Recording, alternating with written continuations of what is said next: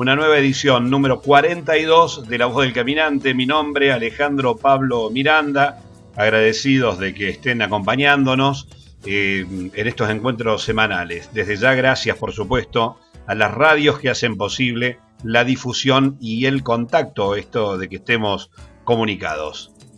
Hoy tenemos un material más que interesante. Vamos a hablar de Latinoamérica, vamos a recorrer un poquito los países hermanos, desde lo social, desde lo geopolítico, desde el Mercosur, desde otras organizaciones regionales, el impacto de lo que ha acontecido en las últimas elecciones en los Estados Unidos, su potencial incidencia en nuestra región, el COVID en el medio como un articulador de nuevas realidades. Bueno, mucho vamos a abordar en el programa del día de hoy con una invitada de lujo. La Voz del Caminante. La Voz del Caminante. Bueno, estamos en comunicación con María Teresa Piñero, que es investigadora y profesora de la Facultad de Ciencias Sociales de la Universidad Nacional de Córdoba y también de la Facultad de Derecho de la UNC, dedicada a temas de relaciones internacionales de América Latina. Por tal motivo, bueno, la hemos convocado y desde ya agradecemos esta comunicación. ¿Cómo le va? Hola, mucho gusto en estar con ustedes, Pablo. Bueno, estamos en un contexto complejo, me imagino para los investigadores como usted, pero también tan complejo para poder interpretarlo para el ciudadano de calle, de a pie.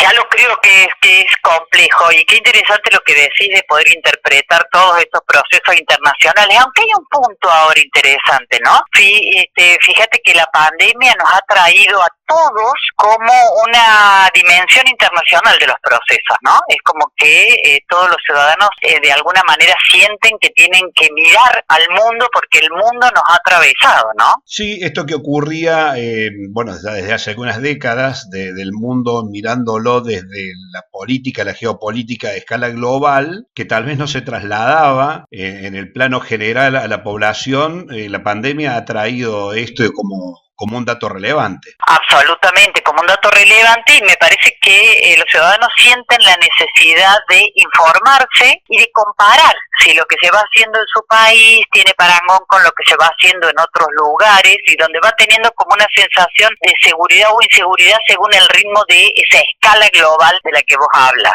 Bien, no obstante, más allá de esa globalidad, surgieron en los últimos tiempos algunos nacionalismos y sobre todo en países importantes como el caso de los Estados Unidos, el caso de Brasil, que es el hegemón latinoamericano, por citar los que tenemos más próximos. Sí, eso es así, Pablo, pero me parece que ese nacionalismo hay que mirarlo con un cierto cuidado, o hay que mirarlo por oposición a todos esos otros discursos y perspectivas que se llamaban globalistas y que estaban representadas incluso por el pensamiento demócrata de los demócratas en Estados Unidos, ese pensamiento globalista que entendía que incluso lo internacional o los acuerdos con el resto de los países eran más importantes que las propias políticas nacionales. Un poco eso fue lo que origina este otro movimiento nacionalista y que incluso permite en alguna medida el triunfo de Trump, e incluso que en alguna medida también permite el triunfo de Bolsonaro, ¿no? Hay ahí también algunas cuestiones interesantes que revisar, pero bueno, estamos transitando a otro momento ahora.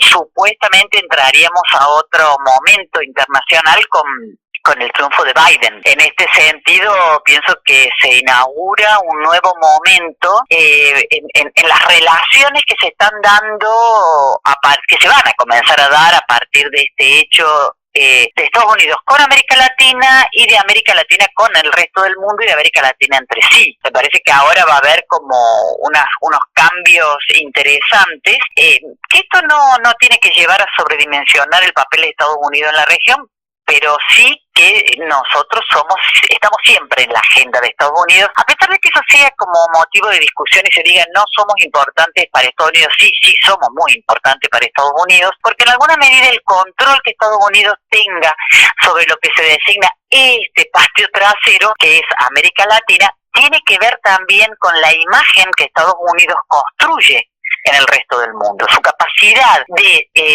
mantener un cierto control, un cierto dominio hegemónico sobre aquellas zonas que ha considerado históricamente bajo su dominio es central para su posición, digamos, como líder en el mundo. De hecho, que ha habido siempre una preocupación norteamericana por una presencia importante, por ejemplo, en el país trasandino Chile, ¿no? Sí, claro que sí, sobre todo porque Chile ha sido, lamentablemente, como uno de los mayores objetivos que ha tenido Estados Unidos.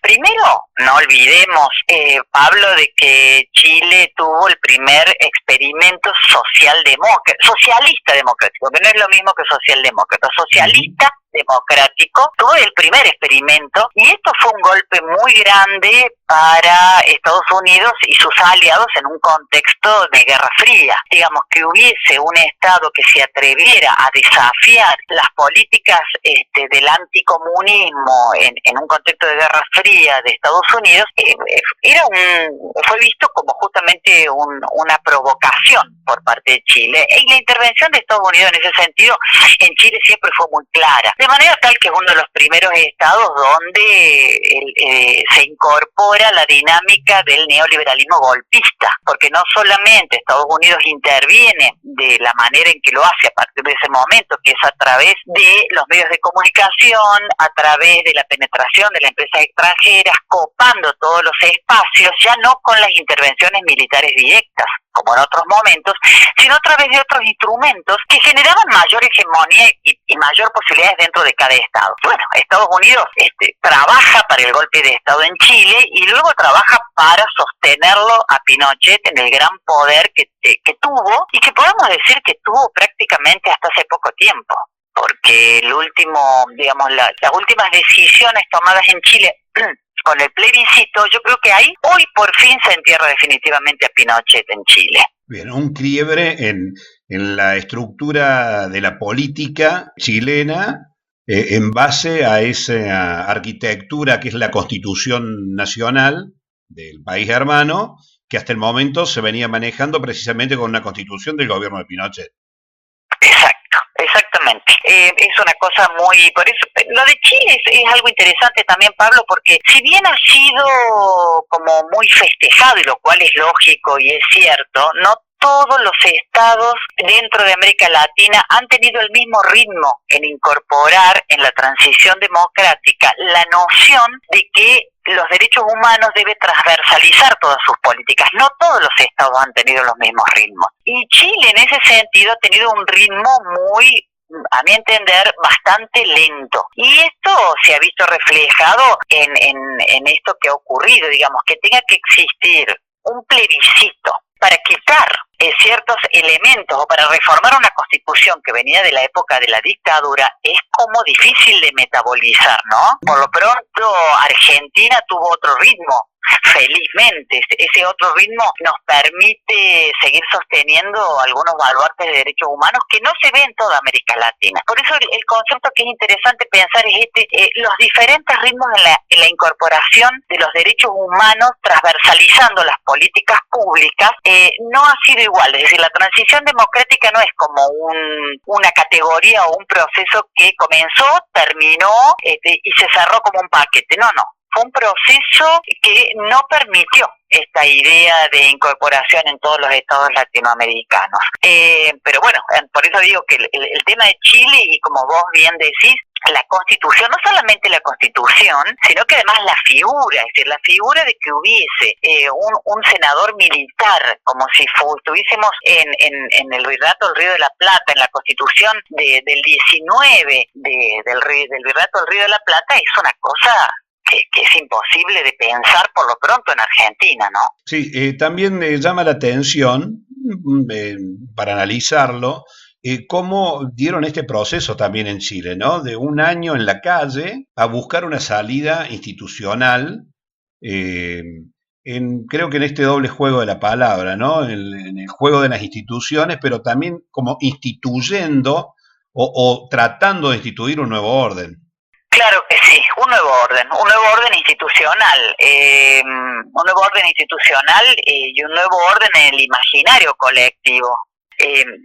a mí me cuesta por allí pensar, es decir, uno conoce muchos intelectuales allí en Chile que en ocasiones esto del plebiscito le cuesta metabolizar de que se festeje un plebiscito con esta fuerza, cuando en realidad ha sido una victoria como, digamos, importante en términos del propio proceso nacional, pero bueno, que no ha implicado como grandes avances en términos de cumplimiento de las demandas sociales que comenzaron originando estas movilizaciones de casi un año, ¿no? Entonces, esto no podemos dejar de advertirlo, pero bueno, Chile venía de un fuerte proceso neoliberal, el modelo chileno, digamos, que por allí servía como ejemplo en algunos estados, cayó por su propio peso, ¿no? Por las propias contradicciones del liberalismo, pero sobre todo por el activismo social. El activismo social siempre termina siendo en América Latina el principal elemento que evidencia los conflictos y las desigualdades sociales. Y este tema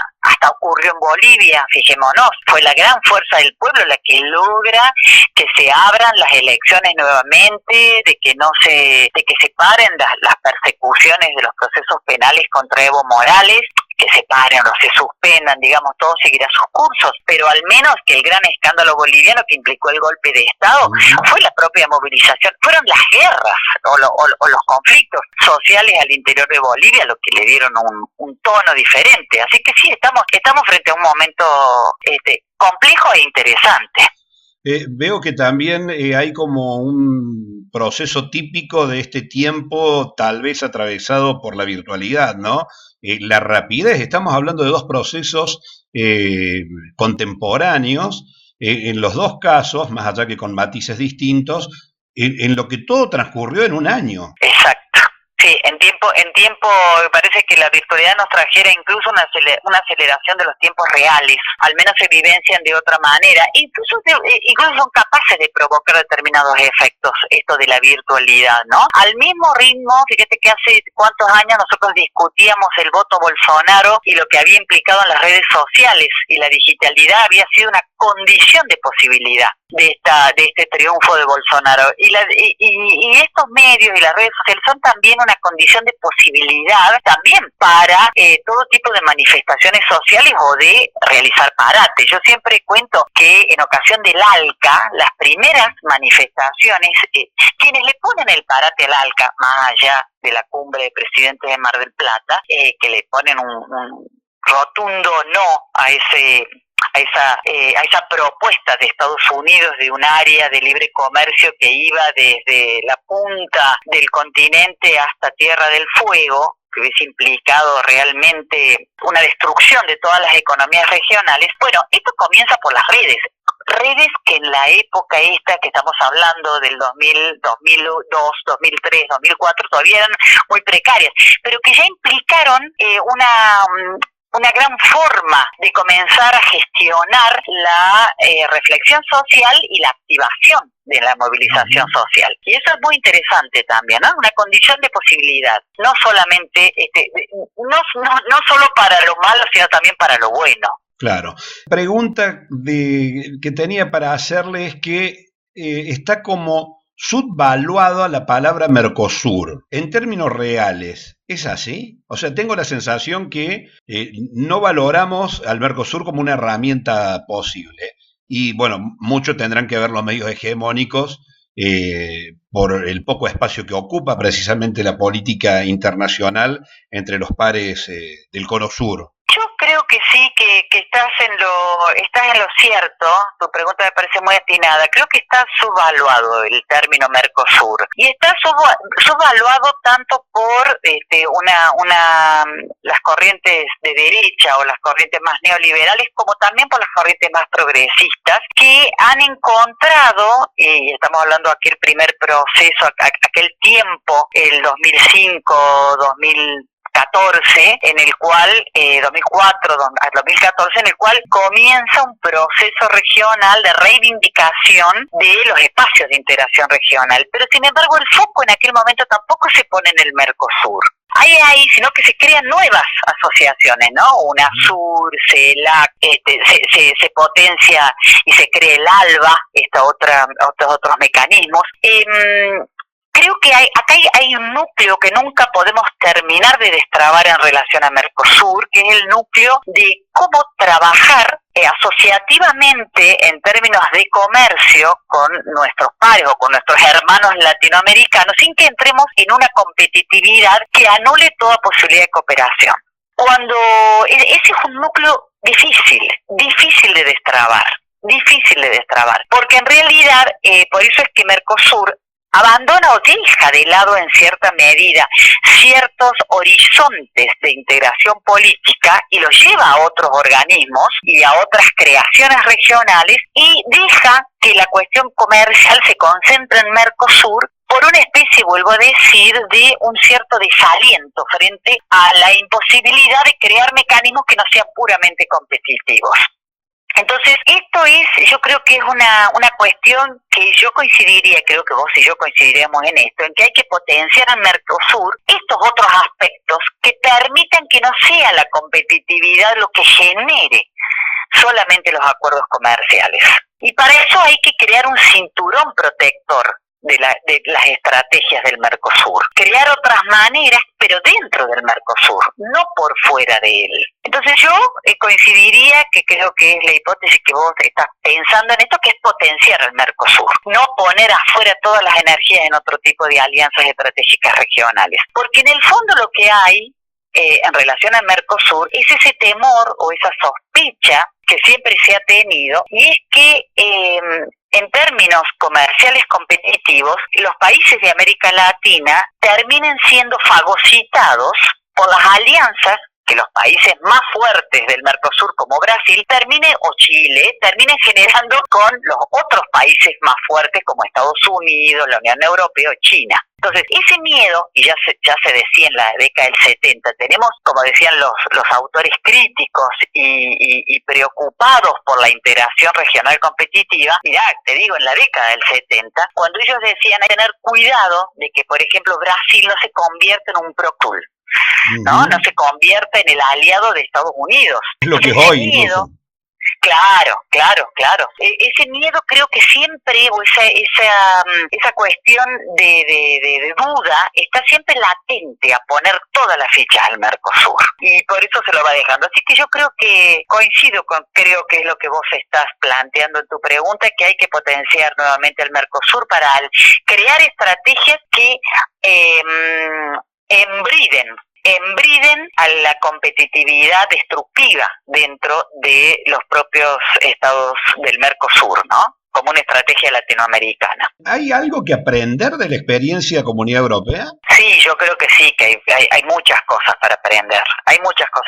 El problema con lo de la Unión Europea es que se lo tomó como un modelo y toda la literatura especialista lo tomó como la única forma de integración. Y en realidad, de alguna manera eso a partir del año 2000, sobre todo del 2008, se demuestra de que esto no es así, porque se trataba de un tipo de integración muy con perspectiva neoliberal, que digamos traccionó llevando a los estados, elevando sus niveles de vida, pero con costos individuales de cada estado muy altos, y los procesos de toma de decisiones y la incorporación de otros países a la Unión Europea no ha sido sencilla. Digo, ¿qué experiencias hay que tomar? Sí, claro, yo creo que algunos organismos suprarregionales, en un sentido de que tengan algún comando de decisiones regionales con una fuerza coactiva importante, podría acompañar. Si nosotros tuviésemos un Banco del Sur que tuviese algunos mecanismos de integración fuertes, como son los que ha logrado el Banco Central de la Unión Europea, serían importantes también, pero creo que es un escalón alto. Digamos, tenemos mucho que aprender de la Unión Europea, aunque no aprendería el tinte neoliberal de sus políticas de integración. Un Banco del Sur permitiría que el excedente vuelva en préstamos a la propia Latinoamérica, por ejemplo. Por ejemplo, un funcionamiento distinto al del BID, porque el Banco Interamericano de Desarrollo, en él participan todo el continente, y acá estamos hablando, no todo el continente, pero sí participa Estados Unidos, y acá estaríamos hablando de, otra estrategia regional, un Banco del Sur justamente con el sur de América de América del Sur. Y esto generaría, bueno, otras posibilidades. Bueno, un Banco del Sur puede tener muchísimas funciones. Muchísimas funciones, una de ellas es la que vos decís, y yo creo que es una estrategia regional de defensa importante, pero para esto, y ahí vuelvo a lo que hablabas y con tu pregunta del Mercosur, si nosotros no podemos destrabar Mercosur en términos de una no competitividad de mutua desconfianza con los países fuertes de adentro del Mercosur, es difícil que nosotros podamos avanzar con otros organismos regionales, ¿no? Porque si no, el núcleo va a ser seguir siendo siempre la competencia a partir del comercio interregional. Entonces, hay que lograr como estrategias comunes que vayan como en espiral, convenciendo de que el Mercosur puede tener algunas estrategias comerciales que no necesariamente sean destructivas. Y la verdad que yo no veo en este momento, y creo que es una cuestión a largo plazo, pero hay muchas cuestiones por hacer al respecto, claro que sí.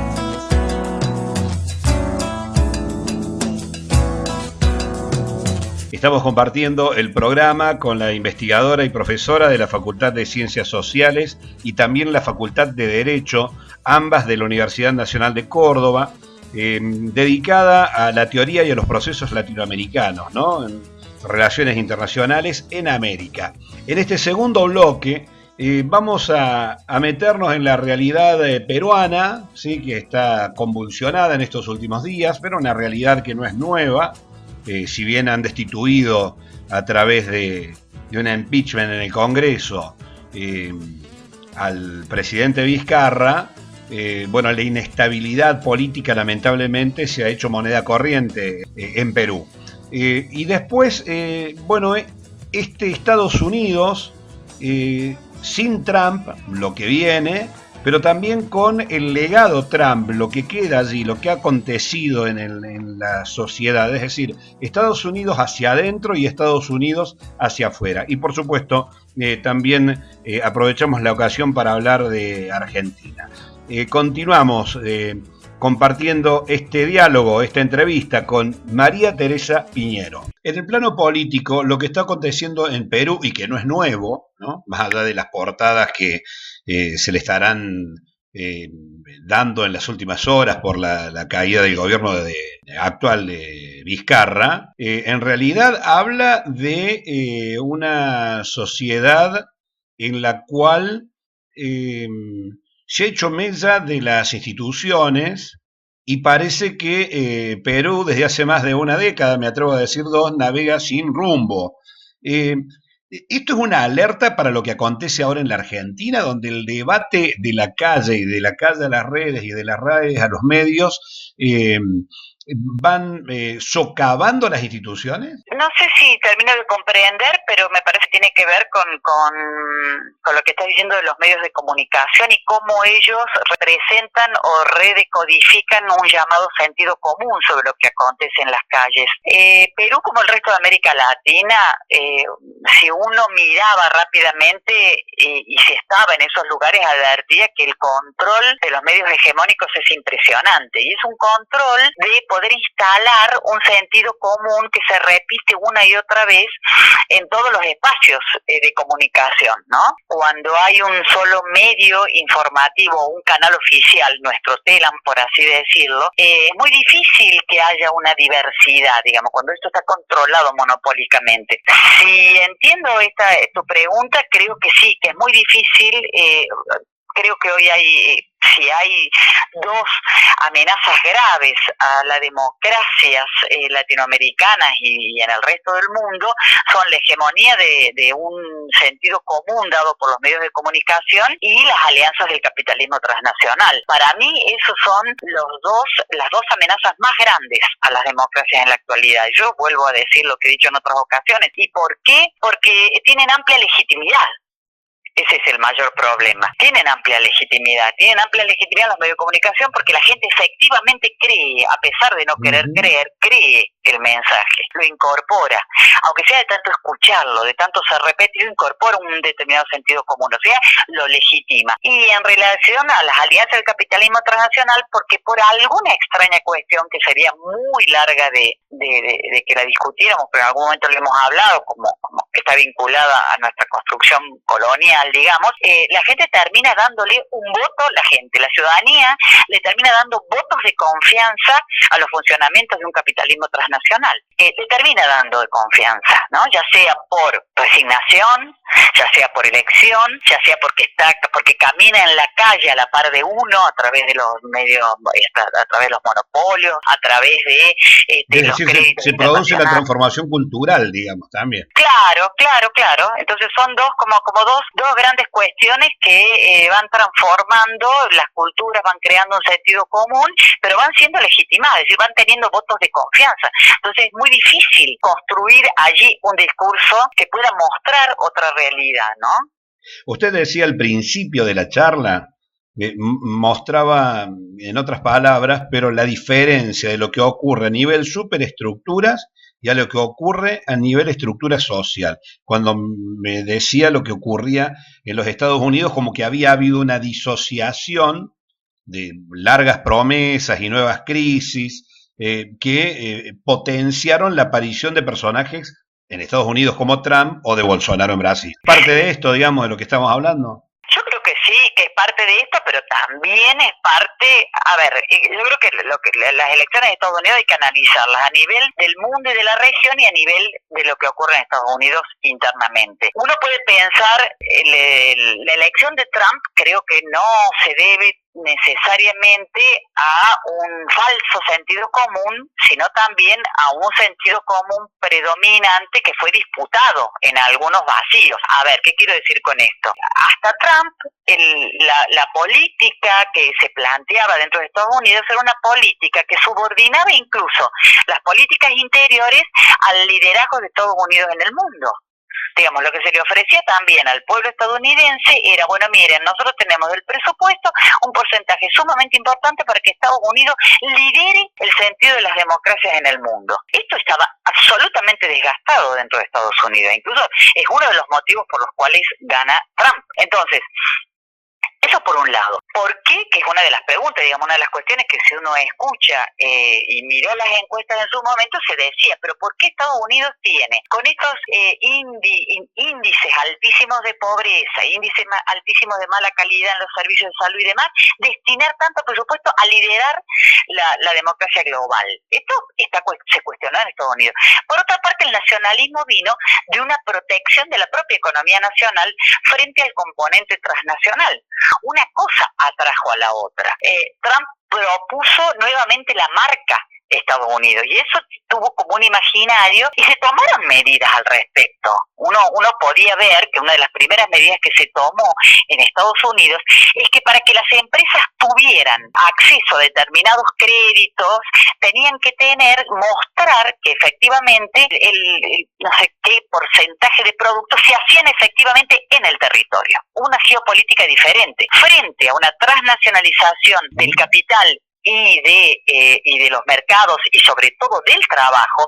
Estados Unidos dijo, no, se trabaja en Estados Unidos, se produce acá. Cuando se quería contratar empresas para la producción de servicios, que era muy típico de todo el capitalismo transnacional, decir, vos, eso de contratar servicios, por ejemplo, en Argentina, porque eran más baratos en términos de dólares, Trump produjo una modificación en la cual, en realidad, esas empresas deberían tener filiales en Estados Unidos.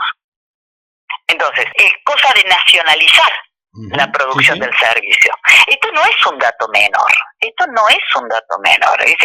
esto, en cierta medida, permite explicar por qué Trump sigue siendo Trump y por qué saca, fíjate vos, 71 millones de votos, cuando en 2016 ya había conseguido 63. ¿Qué dice esto? Entonces, ojo, el trumpismo no ha muerto. El nacionalismo en este sentido no ha muerto. Por eso hay un espacio vacío al interior de la política de una subordinación de la política interna a la internacional. Esto lo revierte Trump y ahora con Biden se abre una nueva brecha de posibilidades para América Latina que hay que aprovechar, porque Biden va a tener que reconstruir internamente muchísimas cuestiones y por otra parte porque es probable que siendo demócrata mantenga una cierta concepción globalista y sobre todo para diferenciarse, Estados Unidos tiene que retornar a un liderazgo porque de eso ha dependido su gran posicionamiento internacional en todos estos años. Entonces no es fácil alejarte del trumpismo, alejarte del nacionalismo, reconstruir ahí todas esas demandas que van a seguir existiendo y a su vez seguir reconstruir un liderazgo a nivel del mundo. Así que no va a ser fácil. Creo que en esas brechas que va a dejar, yo creo particularmente que se va a inaugurar un nuevo periodo, que es aquel mismo periodo que permitió que América Latina recomenzara a rearmar sus vínculos regionales importantes. Y tienen que ver con este necesario abigarramiento que va a tener Estados Unidos hacia adentro, porque tiene el cúmulo de demandas transversales de reconocimiento que han estado postergadas todo este tiempo. Y estamos hablando de las vinculadas al racismo, a la xenofobia, a todo lo que ha sido la destrucción de todo el discurso de protección de otros derechos que no fueron exclusivamente los económicos, sociales de sectores. Entonces, todas esas demandas que han estado todos estos años aplastadas, bueno, van a tener que ser reacomodadas en el discurso de Biden y sostenidas en alguna. Entonces, tiene ese frente, más el frente de los vínculos al interior, incluso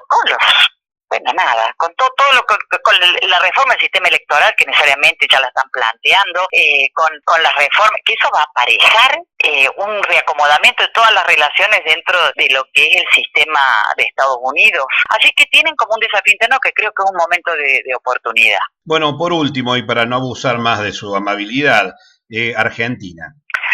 Argentina interna y Argentina externa, ¿no? Argentina creo que como el resto del mundo, acomodándose como puede y poniendo en suspensión. Yo creo que nosotros tendremos que tener, lamentablemente, como una convicción de que la política está en suspensión, digo, porque este momento dedicado exclusivamente a administrar la pandemia de la mejor manera posible. Y la administración de la pandemia es una cuestión en la cual podríamos algunos aprender algo y decir que no somos especialistas, ¿no? En esto, y eso también nos ha traído una transversalización y una cuestión donde si el sentido común circulaba por algunos lados, ahora el sentido común circula por querer ser o querer opinar sobre todo en todo tiempo y en cualquier momento, pero esto viene también de las amenazas en las cuales se siente el ciudadano. Digo, Argentina va a tener que lidiar con graves problemas que están vinculados a estos años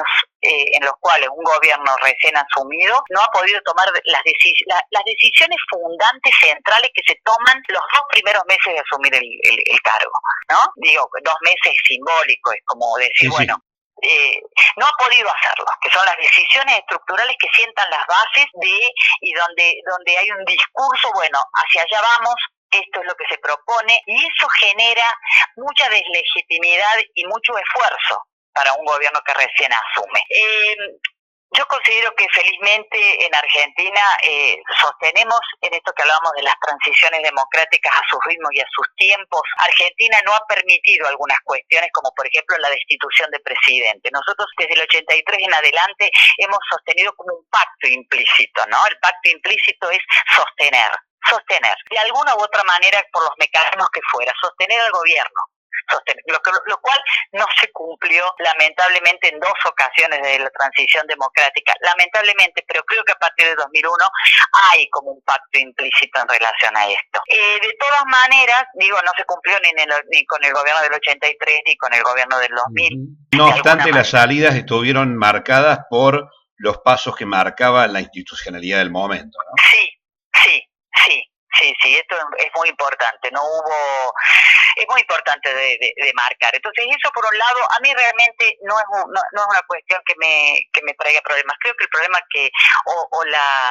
lo que todos nosotros tenemos como mucha inquietud es en relación al desarrollo económico, es decir, en qué medida podamos luego avanzar hacia medidas fundamentales que tendrán que ver con reconstruir los términos de la gran pobreza que acumulada la que venía se suma a la que nos va a dejar la pandemia, y luego empezar a construir hacia adelante algún modelo de desarrollo que ya no va a ser el modelo industrial que pensábamos hace años, ¿no? Ese es otro tema a discutir. Pero bueno, de cualquier forma, yo particularmente creo que se están dando pasos, en este momento, pasos importantes que tienen que ver con la refinanciación de la deuda externa.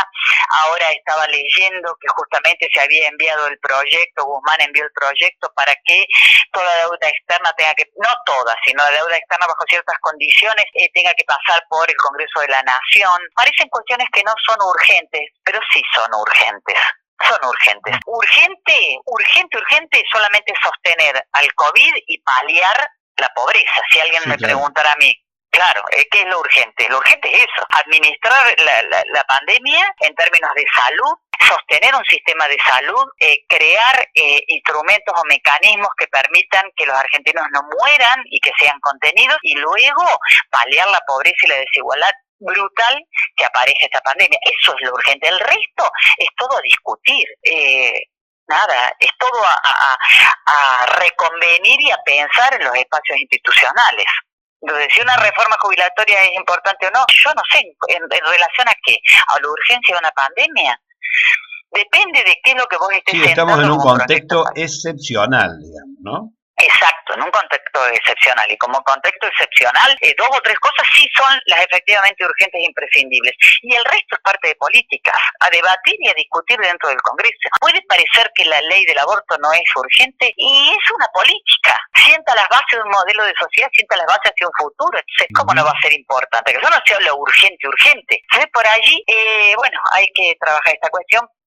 Creo que no nos está acompañando. Es diferente un contexto de pandemia en aquellos estados que han tenido un colchón importante de igualdad y de distribución socioeconómica, de aquellos estados que vienen de graves crisis recurrentes y de elevados niveles de pobreza. Entonces, y de demandas sociales insatisfechas. Cuando vos tenés este colchón, este colchón no está hecho de una igualdad socioeconómica, una redistribución equitativa de la riqueza social.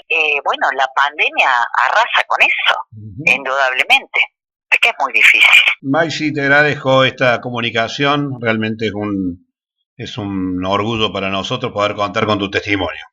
Bueno, muchas gracias, mucho gusto y un placer tener estos encuentros. Es un placer que hagamos todos estos trabajos, ¿no? En todos los espacios de Córdoba. Así que te mando un abrazo grande. Muy amable. Y a todos los oyentes. Gracias. Hasta luego. Hasta luego.